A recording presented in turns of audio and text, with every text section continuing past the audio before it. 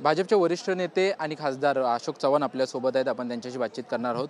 मुख्यमंत्री म्हणून कार्यकाल पाहिलात, नेते म्हणून पाहिलात, खासदार म्हणून आता पाहताय। आता मुलीसोबत जे आहे ते शपथ घ्यायला आला होतात। मुलीची शपथविधी होती। तिच्या आयुष्यातली ही पहिली शपथ ग्रहणचा कार्यक्रम होता।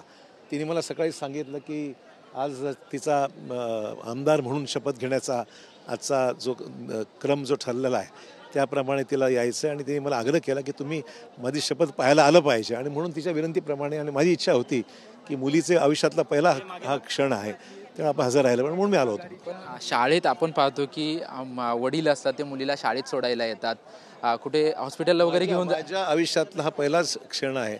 माझ्या कुटुंबातील तिसरी पिढी, माझे वडील होते, मी आमदार राहिलो, खासदार राहिलो, माझी पत्नी होती आणि आता माझी मुलगी ही विधानसभेमध्ये आज शपथ घेत आहे।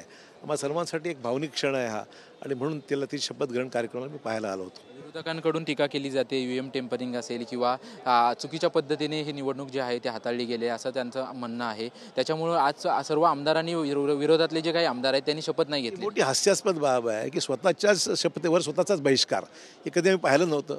म्हणजे तुम्हाला तुमची शपथ घ्यायची, तुम्हाला या विधान भवनामध्ये लोकांनी तुम्हाला लाखोच्या मताने, हजारोच्या मताने जी काही संख्याबळ असते ते निवडून दिलं।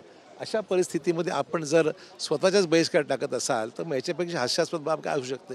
धन्यवाद आमच्याशी बातचीत केल्याबद्दल। आपण पाहतोय की आज शपथविधी सोहळा आहे सर्व आमदारांचा आणि अशोक चव्हाण स्वतः श्रीजिया चव्हाण यांच्या शपथविधीसाठी उपस्थित राहिले होते आणि मुलीने मला आग्रह केला होता की तुम्ही या शपथविधीला यावं, म्हणून मी शपथविधीला आलो, अशी प्रतिक्रिया जी आहे ती अशोक चव्हाण यांनी दिलेली आहे। कॅमेरामन अमित चिकवणसह निवृत्ती बाबर, TV9 मराठी, मुंबई।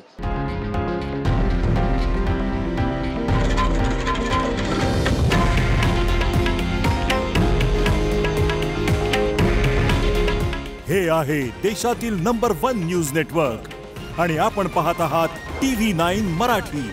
काळजी तुमची, हित महाराष्ट्राचं।